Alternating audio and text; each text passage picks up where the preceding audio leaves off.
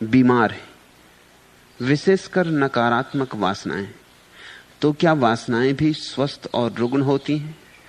और क्या बताने की कृपा करेंगे कि स्वस्थ और रुग्ण वासनाओं में फर्क क्या है? वासना स्वाभाविक है, प्रकृति की भेंट है, परमात्मा का दान है। वासना अपने आप में बिल्कुल स्वस्थ है। वासना के बिना जी ना सकोगे, एक क्षण न जी सकोगे। सच तो यह है, संसार के पुराने से पुराने शास्त्र एक बात कहते हैं, परमात्मा अकेला था, उसके मन में वासना जगी कि मैं दो हूं, इससे संसार पैदा हुआ। परमात्मा में भी वासना जगी कि मैं दो हूं, कि मैं अनेक हूं, कि मैं फैलूं, विस्तीर्ण हूं, तो संसार पैदा हुआ। हम परमात्मा की ही वासना के हिस्से, उसकी ही वासना की किरणें। इसलिए पहली बात, वासना स्वाभाविक है, वासना प्राकृतिक है, नैसर्गिक है। वासना बुरी नहीं है, पाप नहीं। जिन्होंने तुमसे कहा वासना पाप है, वासना बुरी है, वासना से बचो, वासना से हटो, वासना से भागो, वासना को दबाओ, काटो, मारो, उन्होंने वासना को रुग्ण कर दिया। दबाई गई वासना रुग्ण हो जाती, जो भी दबाया जाएगा वही जहर हो जाता है। दबने से मिटता तो नहीं, भीतर भीतर सरक जाता है। उसकी सहज प्रक्रिया समाप्त हो जाती, क्योंकि तुम उसे प्रकट नहीं होने देते। वो फिर असहज रूप से प्रकट होने लगता है, और असहज रूप से जब वासना प्रकट होती है तो विकृति, तो रोग, तो रुग्ण, तो तुमने एक सुंदर वस्तु को कुरूप कर डाला। वासना तो परमात्मा की दी हुई है, विकृति तुम्हारे महात्माओं की दी हुई है। महात्माओं से सावधान, अपने परमात्मा को महात्माओं से बचाओ। तुम्हारे महात्मा परमात्मा के एकदम विपरीत मालूम होते,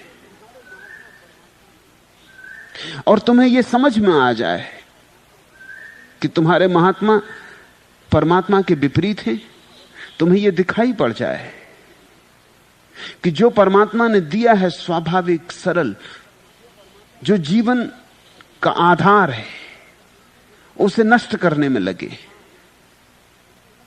तो तुम्हारे जीवन से रुग्णता समाप्त हो जाएगी, वासना का रोग विलीन हो जाएगा, विकृति विदा हो जाएगी। समझो, काम वासना है, स्वाभाविक है, तुमने पैदा नहीं की है, जन्म के साथ मिली है, जीवन का अंग है, अनिवार्य अंग है।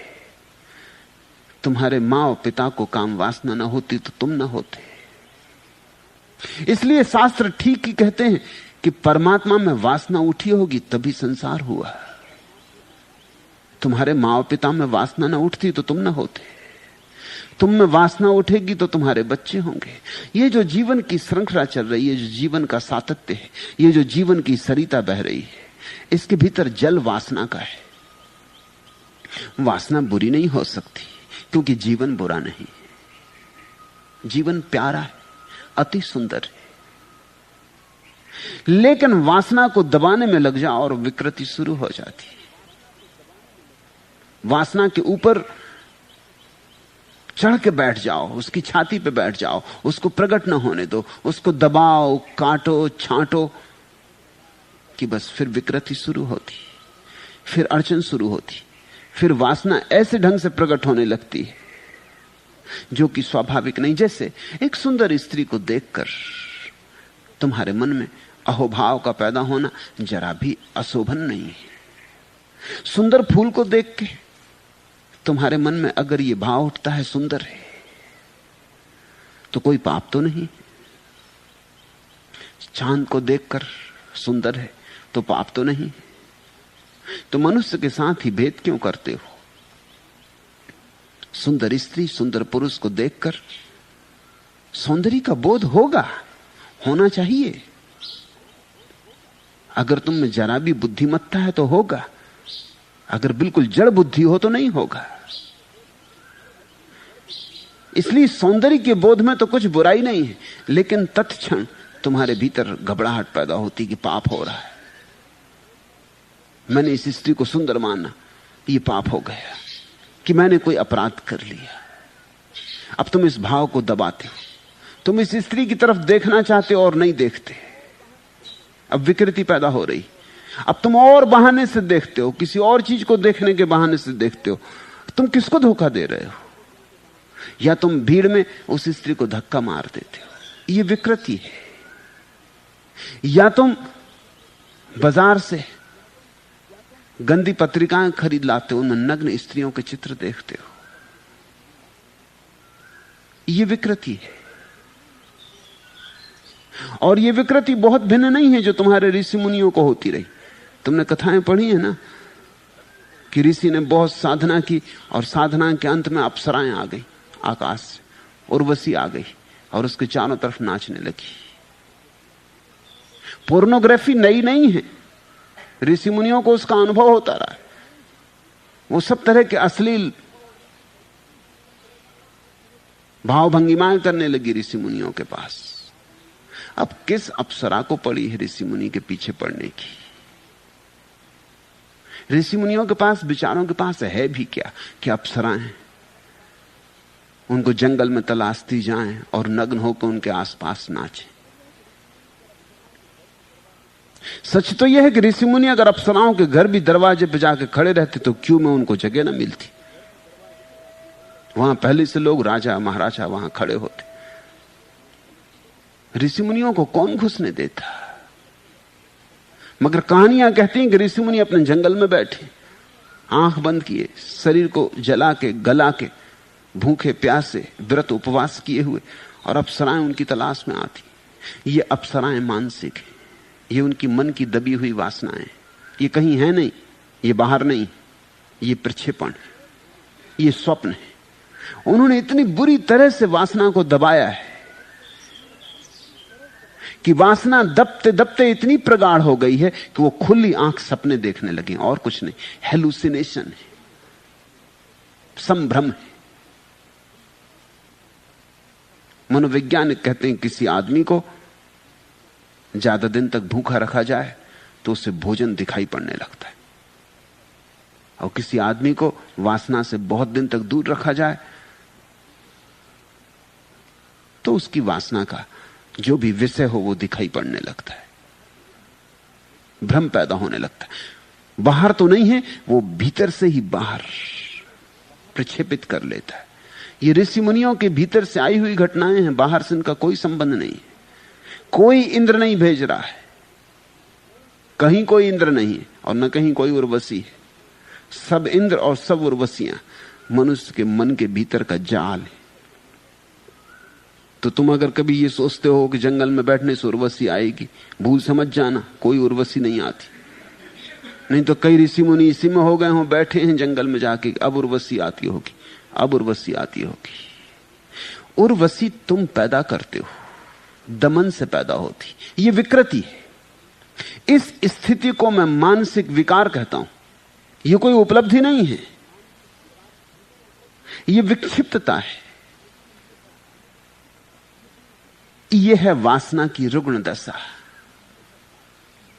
तुम्हारे भीतर जो स्वाभाविक है उसका सहज स्वीकार करो, और सहज स्वीकार से क्रांति घटती। जल्दी ही तुम वासना के पार चले जाओगे। मैं ये नहीं कह रहा हूं कि वासना में सदा रहो, लेकिन पार जाने का उपाय ही यही कि उसको सहज स्वीकार कर लो, दबाना मत, अन्यथा कभी पार ना जाओगे। उर्वशियां आती ही रहेंगी। तुमने देखा कि चूंकि पुरुषों ने ही ये शास्त्र लिखे इसलिए उर्वशियां आती। स्त्रियां अगर शास्त्र लिखती और स्त्रियां अगर साधनाएं करती जंगलों में, पहाड़ों में, तुम क्या समझते हो उर्वशी आती? स्वयं इंद्र आते। तब उनकी कहानियों में उर्वशी इंद्र को भेजती, क्योंकि उर्वशी से काम नहीं चल सकता था। जो तुम्हारी वासना का विषय है वही आएगा। उन्होंने अप्सरा नहीं देखी होती, उन्होंने देखे होते चलो हिंद केसरी चले आ रहे हैं, कि विश्व विजेता मोहम्मद अली चले आ रहे हैं। स्त्रियां देखती उस तरह के सपने कि कोई अभिनेता चला आ रहा है। कल्पना तुम्हारी। मनुष्य वासना के पार निश्चित जा सकता है, जाता है, जाना चाहिए, मगर वासना से लड़के कोई वासना के पार नहीं जाता। जिससे तुम लड़ोगे उसी में उलझे रह जाओगे। दुश्मनी सोच समझ के लेना, क्योंकि जिससे तुम दुश्मनी लोगे उसी जैसे हो जाओगे। ये राज की बात समझो। मित्रता तो तुम किसी से भी करो तो चल जाएगी, मगर दुश्मनी बहुत सोच समझ के लेना, क्योंकि दुश्मन से हमें लड़ना पड़ता है, और जिससे हमें लड़ना पड़ता है हमें उसी की तकनीक, उसी के उपाय करने पड़ते। हिटलर से लड़ते वक्त चर्चिल को हिटलर जैसा ही हो जाना पड़ा, इसके सिवाय कोई उपाय न था। जो गधड़ी हिटलर कर रहा था वही चर्चिल को करनी पड़ी। हिटलर तो हार गया, लेकिन हिटलरवाद नहीं हारा, हिटलरवाद जारी है। जो जो हिटलर से लड़े वही हिटलर जैसे हो गए, जीत गए, मगर जब तक जीते तब तक हिटलर उनकी छाती पर सवार हो गया। जिससे तुम लड़ते हो स्वभावतः उसके जैसा ही तुम्हें हो जाना पड़ेगा। लड़ना है तो उसके रीति रिवाज पहचानने होंगे, उसके ढंग ढोल पहचानने होंगे, उसकी कुंजियां पकड़नी होंगी, उसके दांव पैंच सीखने होंगे। उसी में तो तुम उस जैसे हो जाओगे। दुश्मन बड़ा सोच के चुनना। वासना को अगर दुश्मन बनाया तो तुम धीरे धीरे वासना के दलदल में ही पड़ जाओगे, उसी में सड़ जाओगे। वासना दुश्मन नहीं है, वासना प्रभु का दान है। इससे शुरू करो, इसे स्वीकार करो, इसको अहोभाव से, आनंद भाव से अंगीकार करो, और इसको कितना सुंदर बना सकते हो बनाओ। इससे लड़ो मत, इसको सजाओ, इसे श्रृंगार दो, इसे सुंदर बनाओ, इसको और संवेदनशील बनाओ। अभी तुम्हें स्त्री सुंदर दिखाई पड़ती, अपनी वासना को इतना संवेदनशील बनाओ कि स्त्री के सौंदर्य में तुम्हें एक दिन परमात्मा का सौंदर्य दिखाई पड़ जाए। अगर चांद तारों में दिखता है तो स्त्री में भी दिखाई पड़ेगा, पड़ना ही चाहिए। अगर चांद तारों में है तो स्त्री में क्यों ना होगा। स्त्री और पुरुष तो इस जगत की श्रेष्ठतम अभिव्यक्तियां हैं। अगर फूलों में है, गूंगे फूलों में, तो बोलते हुए मनुष्यों में ना होगा। अगर पत्थर पहाड़ों में है, जड़ पत्थर पहाड़ों में, तो चैतन मनुष्य में ना होगा। संवेदनशील बनाओ, वासना से भगो मत, वासना से डरो मत, वासना को निखारो, शुद्ध करो। यही मेरी पूरी प्रक्रिया है जो मैं यहां तुम्हें दे रहा हूं। वासना को शुद्ध करो, निखारो, वासना को प्रार्थना पूर्ण करो, वासना को ध्यान बनाओ, और धीरे धीरे तुम चमत्कृत हो जाओगे कि वासना ही तुम्हें वहां ले आई जहां तुम जाना चाहते थे वासना से लड़के, और नहीं जा सकते थे। प्रेम करो, प्रेम से बचो मत। गहरा प्रेम करो, इतना गहरा प्रेम करो कि जिससे तुम प्रेम करो वही तुम्हारे लिए परमात्मा हो जाए। इतना गहरा प्रेम करो। तुम्हारा प्रेम अगर तुम्हारे प्रेम पात्र को परमात्मा ना बना सके तो प्रेम ही नहीं, तो कहीं कुछ कमी रह गई। तुम्हारे महात्मा कहते हैं कि प्रेम के कारण तुम परमात्मा को नहीं पा रहे हो। मैं तुमसे कहता हूं प्रेम की कमी के कारण तुम परमात्मा को नहीं पा रहे हो। इस भेद को समझ लेना। इसलिए अगर तुम्हारे महात्मा मुझसे नाराज हैं तो बिल्कुल स्वाभाविक। अगर मैं सही हूं तो वे सब नाराज होने ही चाहिए। मैं कह रहा हूं प्रेम तुम में कम है, इसलिए परमात्मा तुम्हें दिखाई नहीं पड़ता। तुम्हारी वासना बड़ी अधूरी है, अपंग है। तुम्हारी वासना को पंख नहीं है, पंख दो। तुम्हारी वासना को उड़ना सिखाओ। तुम्हारी वासना जमीन पर सरक रही, मैं कहता हूं वासना को आकाश में उड़ना सिखाओ। परमात्मा अगर वासना के द्वारा संसार में उतरा है तो तुम वासना की ही सीढ़ी पर चढ़ के परमात्मा तक पहुंचोगे, क्योंकि जिस सीढ़ी से उतरा जाता है उसी से चढ़ा जाता है। फिर तुम्हें दोहरा के कह दूं, पुराने शास्त्र कहते हैं परमात्मा में वासना जगी कि मैं अनेक हूं। अकेला अकेला थक गया होगा, तुम भीड़ से थक गए हो, वो अकेला अकेला थक गया था, वो उतरा जगत में, तुम भीड़ से थक गए हो। अब तुम वापस एकांत पाना चाहते हो, मोक्ष पाना चाहते हो, कैवल्य पाना चाहते हो, ध्यान समाधि पाना चाहते हो। चढ़ो उसी सीढ़ी से जिससे परमात्मा उतरा। इसलिए मैं कहता हूं कि संभोग और समाधि एक ही सीढ़ी के दो हिस्से हैं, दिशा का भेद है और कोई भेद नहीं। परमात्मा उतरा है समाधि से संभोग की तरफ तो संसार बना है, नहीं तो संसार नहीं बन सकता था। तुम चलो संभोग से समाधि की तरफ तो तुम संसार से मुक्त हो जाओगे। उसी सीढ़ी से चलना होगा और कोई सीढ़ी नहीं। तुम जिस रास्ते से चल के मुझ तक आए हो, घर जाते वक्त उसी रास्ते से लौटोगे ना। तुम ये तो नहीं कहोगे कि इस रास्ते से तो हम अपने घर से दूर गए थे, इसी रास्ते पर हम कैसे पास। तुम जानते हो कि तर्क भी तुम्हें घर वापस ले जाएगा, सिर्फ दिशा बदल जाएगी, चेहरा बदल जाएगा। अभी यहां आते तरफ पीठ थी, जाते वक्त घर की तरफ मुंह हो जाएगा। बस इतना सा रूपांतरण, विरोध नहीं, वैमनस्य नहीं, दमन नहीं, जबरदस्ती नहीं, हिंसा नहीं। तुमने पूछा है कि अपने भीतर कभी झांकने पर मुझे लगा है कि मेरी अनेक वासनाएं रुग्ण हैं। देखना, उनका विश्लेषण करना। जो जो वासनाएं रुग्ण हो समझ लेना, खोज करोगे अनुभव में भी आ जाएगा।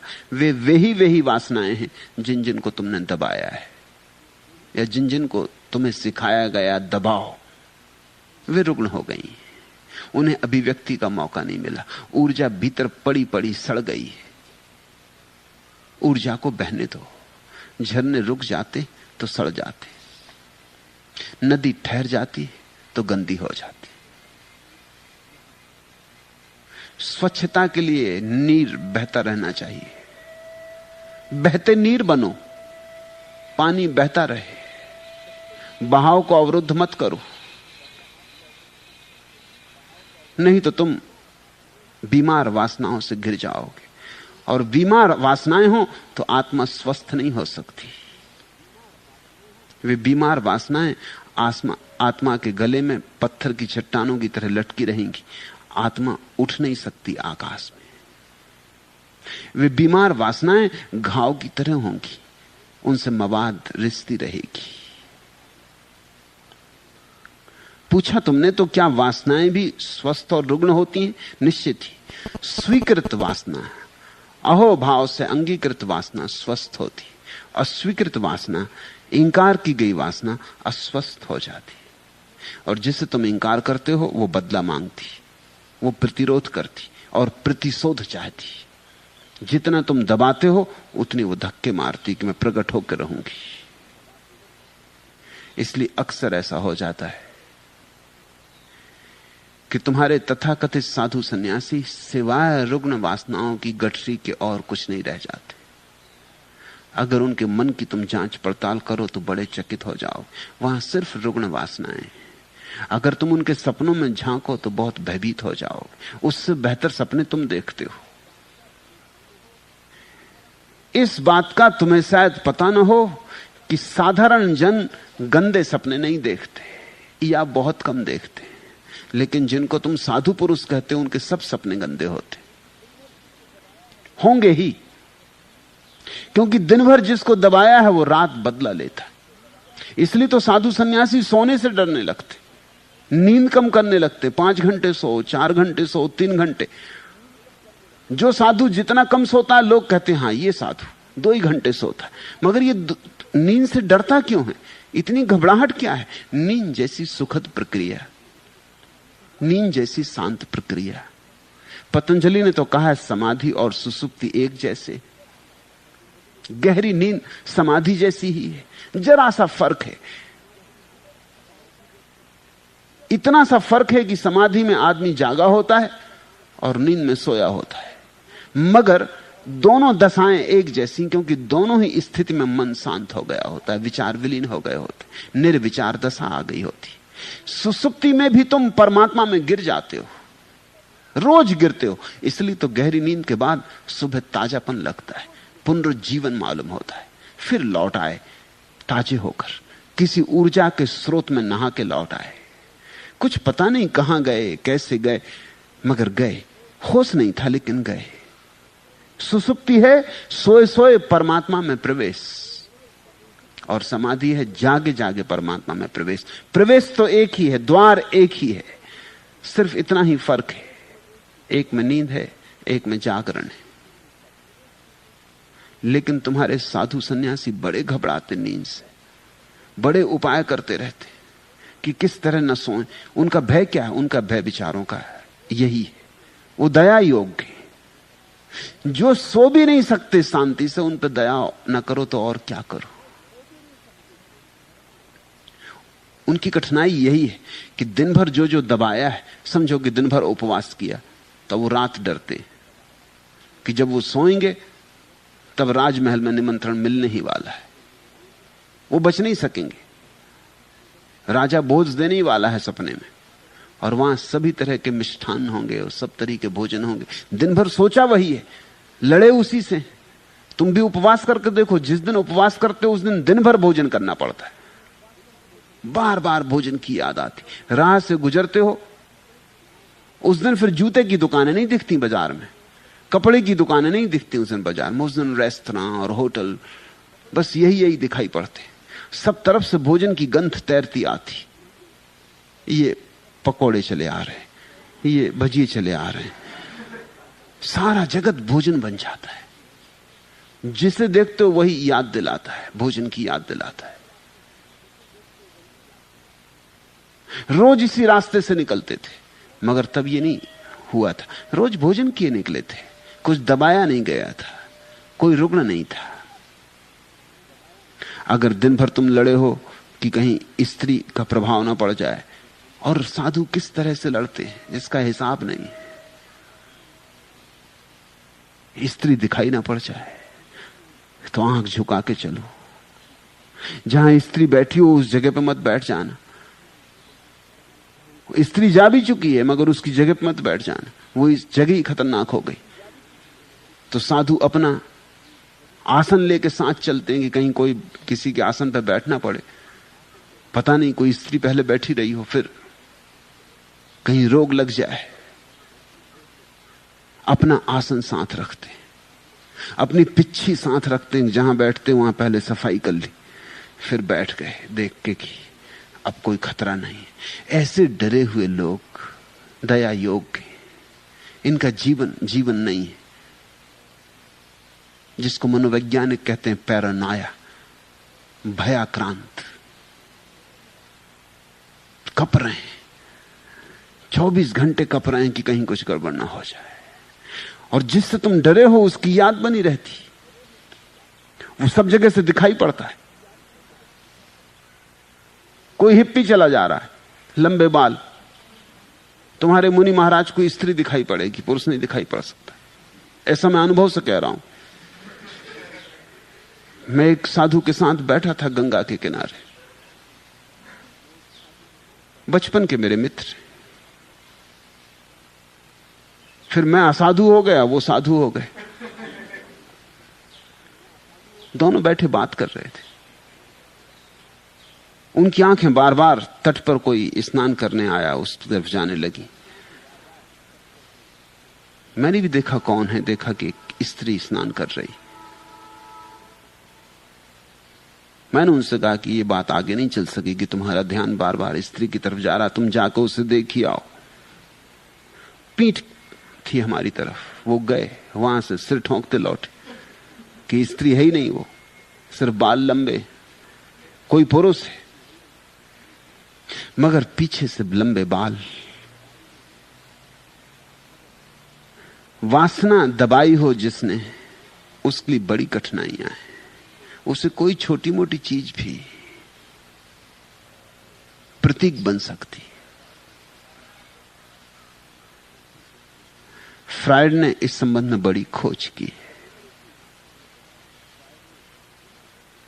जिन लोगों ने अपनी वासना को दबा लिया है, उन्हें स्त्रियां तो दूर, स्त्री की साड़ी लटकी हो उसमें भी रस होता है।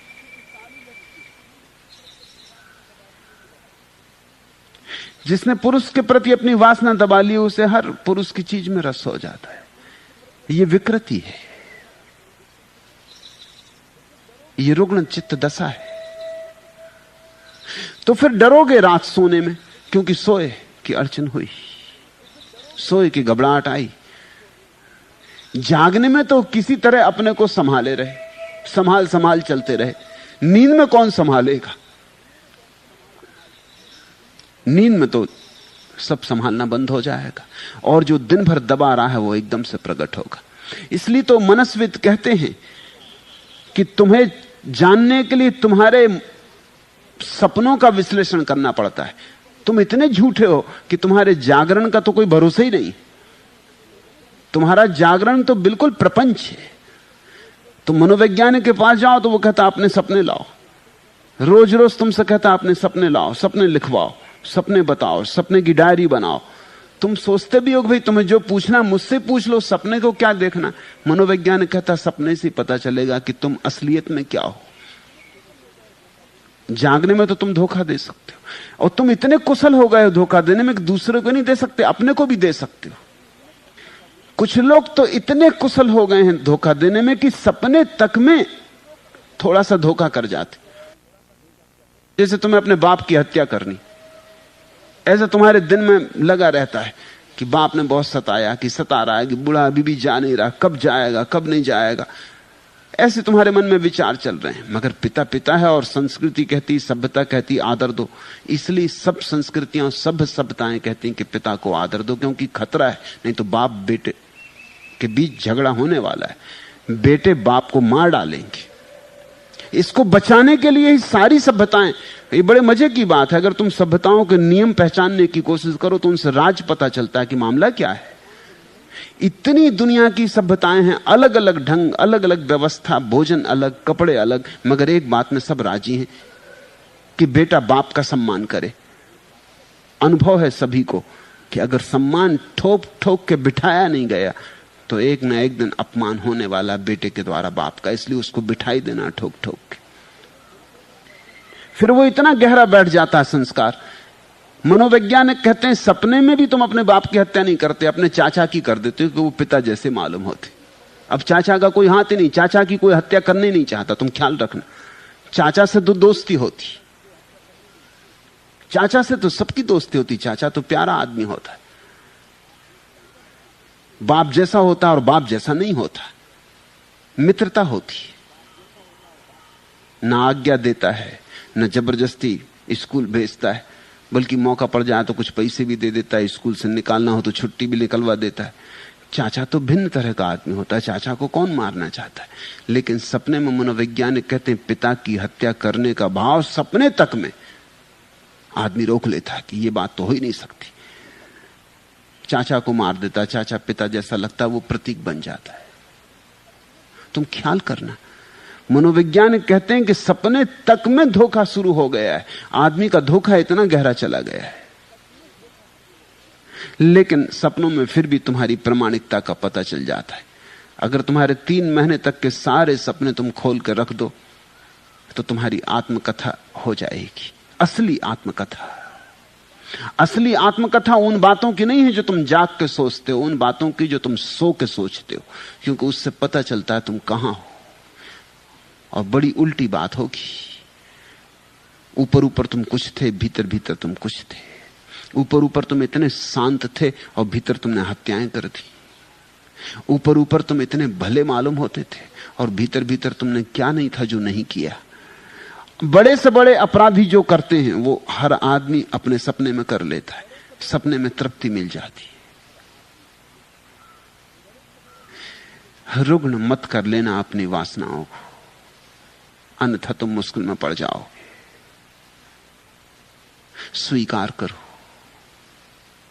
परमात्मा ने जो भी दिया है उसके पीछे राज होगा, उसके पीछे कुछ छिपी होगी संपदा।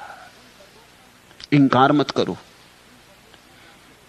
तुम परमात्मा की जिस चीज को भी इंकार करोगे उसके माध्यम से परमात्मा का ही इंकार होगा। इसलिए भक्त कहते हैं सब स्वीकार कर लो और अहोभाव से स्वीकार कर लो, उदासी से नहीं, विवशता से नहीं, मजबूरी से नहीं। और स्वीकार के बाद सरलता से जो तुम्हें मिला है उसको गहराओ। उसको गहराते गहराते ही तुम पाओगे कि जहां केवल कंकड़ पत्थर और धूल धमास मालूम होती थी, गड्ढा खोदते खोदते जल के स्रोत मिल गए, कुएं बन गए।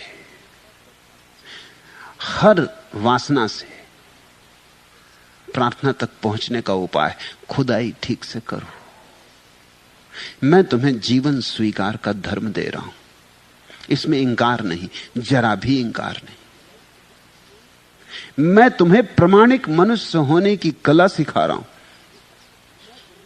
तुम्हें अब तक अप्रामाणिक होने की बातें बताई गई। अब तक तुम्हें जबरदस्ती अपने को कुछ बना लेने की चेष्टा सिखाई गई। मैं तुमसे कह रहा हूं सहजता से तुम हो जाओगे जो तुम होना चाहते हो। सहजता धर्म होना चाहिए। सहज योग ही एकमात्र योग होना चाहिए। और अगर तुमने इस संसार को स्वीकार न किया तो इस संसार के बनाने वाले को कैसे स्वीकार कर सकोगे? वासना का इंकार नास्तिकता है, वासना का स्वीकार आस्तिकता है। जीस्त को पुरबहार क्या करते, दिल ही था सोगवार क्या करते। आपके गम की बात है वरना खुद को हम बेकरार क्या करते। आपका एतवार ही कब था, आपका इंतजार क्या करते। थी हमें क्या बाहर से उम्मीद, हम उम्मीदें बाहर क्या करते। जिस पर कब हमें भरोसा था, आप पर एतबार क्या करते।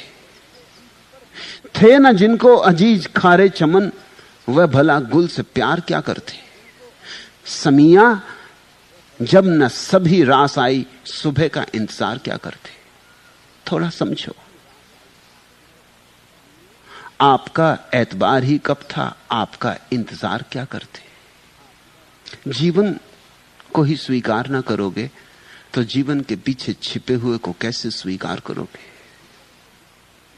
घूंघट से ही भाग खड़े होगे तो घूंघट के पीछे जो चेहरा छिपा है, जो प्यारा छिपा है, उसे उघाड़ कैसे पाओगे। ये प्रकृति उसका घूंघट है, वासना प्रार्थना का घूंघट है। ये सब रूप रंग उस अरूप और अरंग का घूंघट है। ये सब आकार उस निराकार पर घूंघट है। और बड़े प्यारे, घूंघट भी बड़ा प्यारा है क्योंकि उसके चेहरे पर है। उसके चेहरे पर होने के कारण सब प्यारा है। इस जगत में ऐसा कुछ है ही नहीं जो प्यारा ना हो। और अगर ऐसा कुछ मालूम पड़े कि प्यारा नहीं है तो फिर से सोचना, सोच सोच के फिर सोचना, कहीं तुम अपनी भूल पाओगे। होनी ही चाहिए तुम्हारी भूल, क्योंकि तुम परमात्मा से ज्यादा बुद्धिमान नहीं हो सकते। जिससे ये जगत का प्रवाह आ रहा है, तुम उसमें सुधार करने की सोच रहे हो। तुम्हारी चेष्टा यह है कि तुम परमात्मा को भी सलाह देना चाहते हो कि ऐसा होना चाहिए था, वासना नहीं होनी चाहिए थी। जरा सोचो तो कि एक बच्चा पैदा हो जिसमें वासना ना हो, उसमें क्या होगा। उसमें रीढ़ होगी, वो बच्चा नपुंसक होगा। उसमें जीवन की ऊर्जा होगी, उल्लास होगा, उसमें फूल लग सकते, वो जी सकता है। वो श्वास ही क्यों लेगा, उसमें श्वास ही क्यों चलेगी। तुम उसे धक्का मार दोगे तो उसमें क्रोध नहीं उठेगा, वो बिल्कुल गोबर गणेश होगा। तुम उसको जैसा बना दोगे वैसी बन जाएगा। लीप पोत दोगे, लीप पोत जाएगा। उसमें मेधा नहीं होगी, प्रतिभा नहीं होगी, उसमें बगावत नहीं होगी, क्रांति नहीं होगी, आग नहीं होगी, उसमें कोई किरण नहीं होगी, अंधकार होगा। वो बिल्कुल मुर्दा होगा, मिट्टी का लौंदा होगा। उसमें आत्मा नहीं होगी। वासना नहीं होगी तो आत्मा नहीं होगी। वो कभी किसी स्त्री को प्रेम नहीं करेगा, वो अपनी मां को भी प्रेम नहीं कर सकता। ख्याल रखना, बच्चे का मां से प्रेम संसार में पहली स्त्री से प्रेम है। और मनस्विद कहते हैं कि आदमी अपने बुढ़ापे तक भी अपने मां के प्रेम से मुक्त नहीं हो पाता। वो अपनी पत्नी में भी अपनी मां ही खोजता है। बहुत गहरे में मां की खोज चलती। इसलिए तो पुरुष स्त्रियों के स्तन में इतने उत्सुक होते, वो मां की खोज है और कुछ नहीं। स्तन यानी मां का प्रतीक है। वो बच्चे ने पहली दफा जाना था स्त्री का रूप, पहली दफा स्तन ही जाने थे उसने, स्त्री तो बाद में जानी, स्तन पहले जाने। उसकी पहली पहचान दुनिया से स्तन से हुई थी। स्तन ही भोजन थे, स्तन ही उसके लिए प्रेम थे, स्तन ही उसकी सांत्वना थे। रोता था तो स्तन ही उसके लिए धीरज थे, स्तन ही उसकी सारी आकांक्षा थे, स्तन ही उसकी सारी वासना थे, स्तन ही उसका सब सार थे, सब कुछ थे।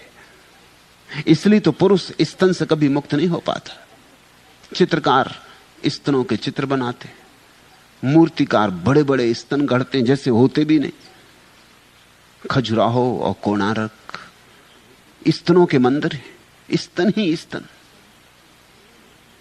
कवि स्तन की कविताएं लिखते हैं, फिर उपन्यास हो कि फिल्में हो कि पुराण हो, स्तन की ही चर्चा चलती। स्त्री से स्तन अलग कर लो और स्त्री में से कुछ खो जाता है, बिल्कुल खो जाता है, क्योंकि वो स्त्री मां बनने के योग्य नहीं रह जाती। कोई पुरुष उस स्त्री में उत्सुक नहीं होता। स्त्रियां भी रहस्य को जानती तो स्तनों को उभारने के उपाय करती। ढंग ढंग की चोलियां तैयार होती सारी दुनिया में।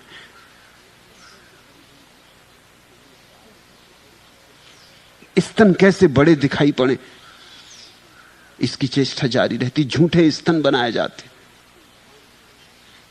स्तन जवान दिखाई पड़ते रहे। ये सब क्यों चलता है? इसके पीछे गौर से देखो। इसके पीछे यही है कि बच्चे का पहला अनुभव स्तन से हुआ था। स्तन उसका जगत का सबसे प्राथमिक अनुभव है और सबसे बहुमूल्य अनुभव है। फिर मां को पहचाना, फिर मां से पहचान उसकी पहली स्त्री की पहचान थी। यही उसके गहरे में बैठ गई। मनोवैज्ञानिक कहते हैं इसलिए कोई पति अपनी पत्नी से कभी पूरा प्रसन्न नहीं हो पाता, क्योंकि कोई पत्नी कभी उसकी मां की प्रतिछवि नहीं हो पाती, कुछ ना कुछ कमी रह जाती। और कोई पत्नी उसकी मां बनने को आई भी नहीं। पति भी कह नहीं सकता कि मैं तुझमें मां खोज रहा हूं, क्योंकि वो उसके अहंकार के विपरीत जाता है। वो मालिक कैसे कह सकता है कि मैं मां खोज रहा हूं, लेकिन खोज मां रहा है। बूढ़ा से बूढ़ा आदमी मां की तलाश कर रहा है। और ठीक इसके विपरीत स्त्री बेटे की तलाश कर रही।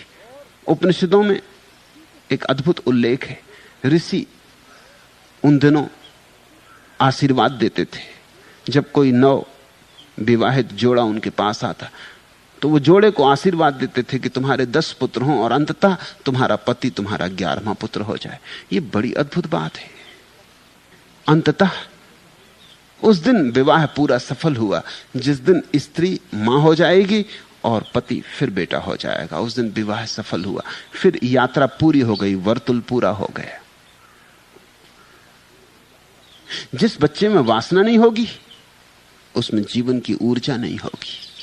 वो अपनी मां को प्रेम नहीं कर सकेगा, वो किसी स्त्री को प्रेम नहीं कर सकेगा, वो किसी पुरुष को प्रेम नहीं कर सकेगा, वो कोई मैत्री नहीं बना सकेगा, उसे फूलों में कोई सौंदर्य नहीं दिखाई पड़ेगा, चांद तारों में कोई रोशनी नहीं दिखाई पड़ेगी, उसे इस जगत में कोई काव्य दिखाई नहीं पड़ेगा, क्योंकि सब काव्य वासना से ही उमकता है।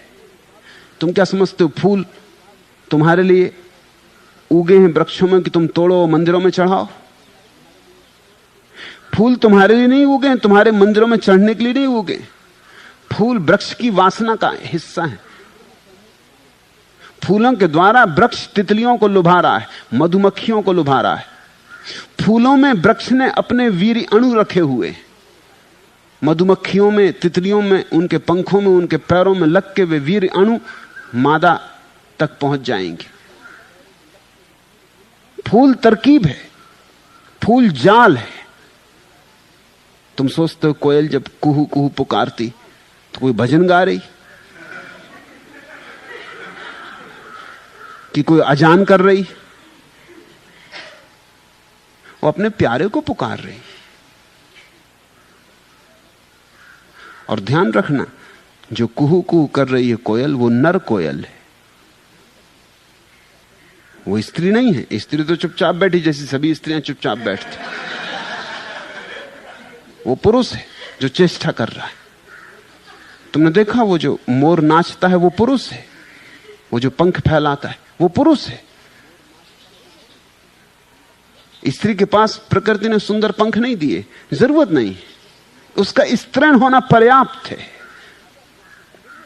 जब दुनिया ज्यादा प्राकृतिक थी तो स्त्रियां गहने नहीं पहनती थी, पुरुष गहने पहनते थे। वही उचित है, वही होना चाहिए। ये तुम हिप्पी इत्यादियों को देखते ना, घंटी इत्यादि बांधे हुए कुछ, ये ज्यादा ठीक बात है,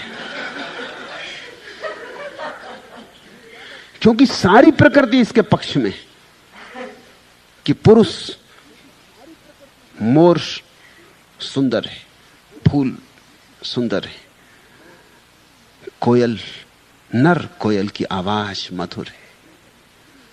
क्यों? वो स्त्री को लुभाना है। स्त्री तो स्त्री होने के कारण पर्याप्त है, कुछ और चाहिए नहीं।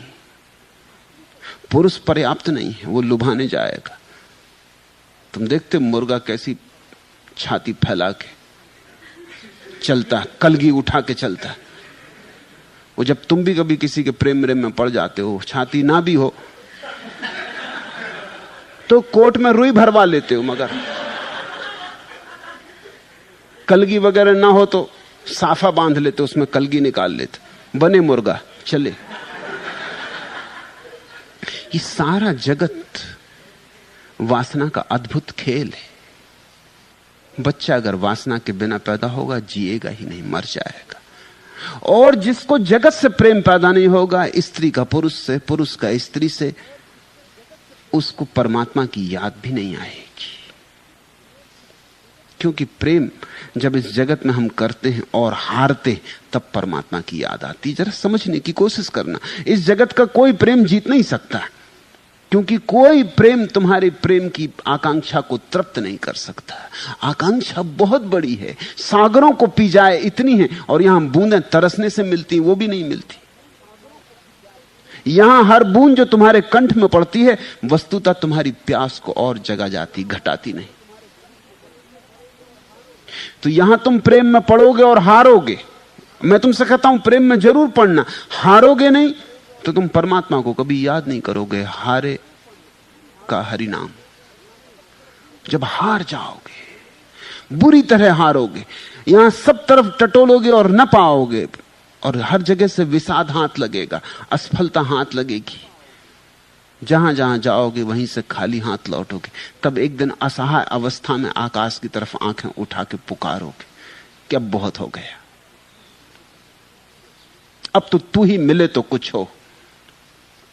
जब स्त्री और पुरुष के प्रेम से तृप्ति नहीं होगी और अतृप्ति बढ़ती जाएगी, तो ही परमात्मा की तलाश शुरू होती। जिस बच्चे में वासना नहीं वो परमात्मा को खोजने नहीं जाएगा। जिस बच्चे में वासना नहीं वो परमात्मा से अलग हुआ ही नहीं, अभी खोजने का सवाल ही नहीं है। वासना उठी परमात्मा में तो उसने अनेक होने का विस्तार किया अपना। आपका एतबार ही कब था? आपका इंतजार क्या करते थी? हमें क्या बाहर से उम्मीद? हम उम्मीदें बाहर क्या करते? जिस पर कब हमें भरोसा था, आप पर एतवार क्या करते? जिंदगी पर ही जिसको भरोसा नहीं है, वो जिंदगी को बनाने वाले पर भरोसा नहीं कर सकता। जिस पर कब हमें भरोसा था, आप पर एतवार क्या करते? थे न जिनको अजीज खारे चमन। जिसको कांटों से फूल नहीं है, वो फूलों से भी प्रेम नहीं कर सकेगा। जिसको कांटों से प्रेम नहीं है, वो फूलों से भी प्रेम नहीं कर सकेगा। और जिसे फूलों से प्रेम है, उसे कांटों से भी प्रेम होगा, क्योंकि वो समझेगा कि कांटे और फूल एक ही सिक्के के दो पहलू हैं। थे न जिनको अजीज खारे चमन, वह भला गुल से प्यार क्या करते? समिया जब न सभी रास आई, सुबह का इंतजार क्या करते? जिनको रात ही पसंद न पड़ी वो सुबह का क्या खाक इंतजार करेंगे? रात पसंद पड़े, रात प्यारी हो तो सुबह की आशा जगती कि सुबह और भी प्यारी होगी, कि सुबह और विराट होगी, कि जब रात ही इतनी सुंदर है तो सुबह का क्या। देखते हो, धनी धर्मदास ने कहा कि जब अपने गुरु में झांक कर देखा, जब कबीर में झांक कर देखा और इतना प्यारा दर्शन किया, तब समझ में आया कि जब गुरु इतना प्यारा है तो जब उस परम पुरुष से मिलन होगा तो कैसा होगा। फिर वाणी कह नहीं पाती, फिर शब्द अधूरे पड़ जाते, फिर मौन ही उसे कह सकता है।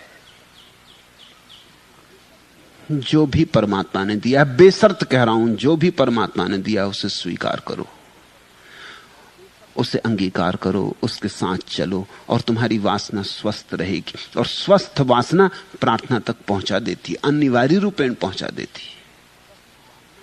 विकृत वासना भटक गई, न घर के रहे न घाट के।